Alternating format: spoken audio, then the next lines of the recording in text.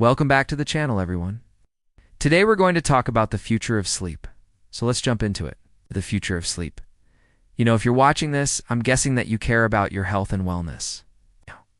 Maybe you follow some of the latest research in neurotechnology, or you were just generally curious about what's coming next for us humans.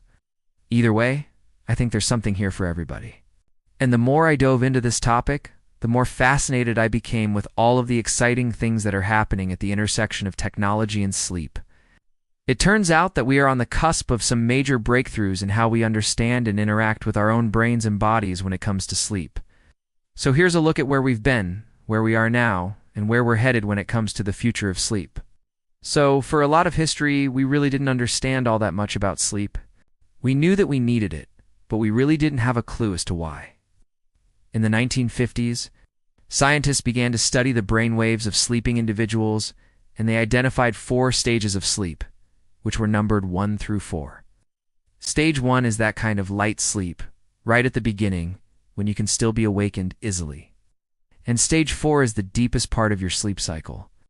Now, we know that stage 4 is associated with the restoration of tissue and cellular repair, energy conservation, and also the strengthening of memory consolidation.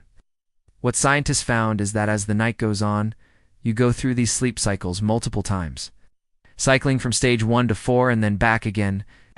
At the same time, scientists were studying sleep cycles. They were also studying dreaming. It was noted that dreams occur most often during REM sleep, which is stage 1. In fact, it's so associated with dreams that REM stands for rapid eye movement. But then researchers noticed that there was also some rapid eye movement during stage 2 sleep. And so the current understanding of REM sleep includes stages 1 and 2. Basically, those are the 2 lightest stages of sleep. They're associated with dreaming, but they're also when your brain is the most active. And even though your body appears to be totally relaxed, different parts of your brain will light up like a Christmas tree. It's depending on what part of a dream you're having. REM sleep also has other important restorative functions. It's associated with learning and memory consolidation and also the processing of emotions. All of that is just a very simplified summary of what we know about sleep. But knowing all of this has led to 2 interesting conclusions. First, there's a reason that we spend about half of our night in lighter stages of sleep. Our brains are hardwired to prioritize certain tasks. The second fascinating takeaway is that while we sleep, we aren't doing just one thing. While we're sleeping, we're simultaneously cycling through various sleep stages and accomplishing a variety of necessary tasks. Now let's move forward to today. With advances in wearable technology, particularly consumer-level wearables, we're able to track sleep in greater detail than ever before. Not only can we track how long you spend in each stage of sleep, but we can also track heart rate variability, skin temperature, blood oxygen levels, and even more metrics that tell us a great deal about your overall health and wellness. For example, some apps will actually wake you during a lighter sleep stage, so that you wake up less abruptly. Some will gently vibrate instead of making a bunch of noise. Others might actually play a sound that is designed to help you wake up more refreshed.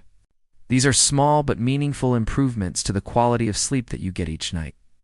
Another important development is in sleep tracking itself. There are now devices available that can be worn anywhere from around the wrist, to the finger, to the chest, all of which can measure your sleep quality and sleep stages without having to wear anything in bed with you.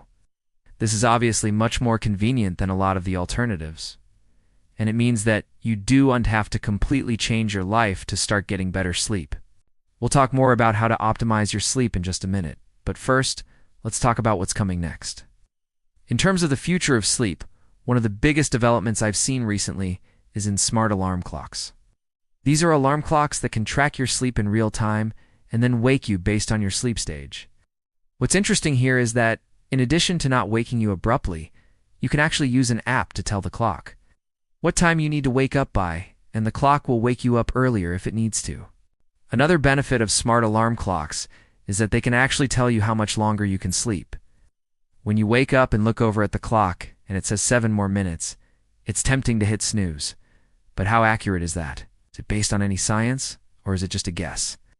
Well, with a smart alarm clock, it isn't a guess. You can actually see how much longer you can sleep based on your sleep stage. Another interesting development in the world of sleep is the emergence of biofeedback. You see, We already know that your sleep is controlled in large part by your autonomic nervous system. Your autonomic nervous system controls involuntary bodily functions that happen automatically, including processes like breathing, digestion, heart rate, and even sleep. It's why you and choose to make your heart rate faster or slower, unless you specifically doing some sort of training to make that happen. Biofeedback in the context of sleep is basically a way to teach yourself how to control your autonomic nervous system. And the goal is that over time, you can improve your quality of sleep. One example of this is using heart rate variability, or HRV biofeedback. HRV refers to the variation in time between heartbeats. It's a measure of the health and efficiency of your autonomic nervous system. The idea is that by providing visual or auditory feedback to users, you can teach them how to self-regulate their HRV, which leads to improved cardiovascular health and sleep quality. We know that chronic insomnia is associated with higher mortality rates, but a study published in 2022 found that participants who practiced HRV biofeedback for just 8 weeks had significantly reduced insomnia severity and improved quality of life.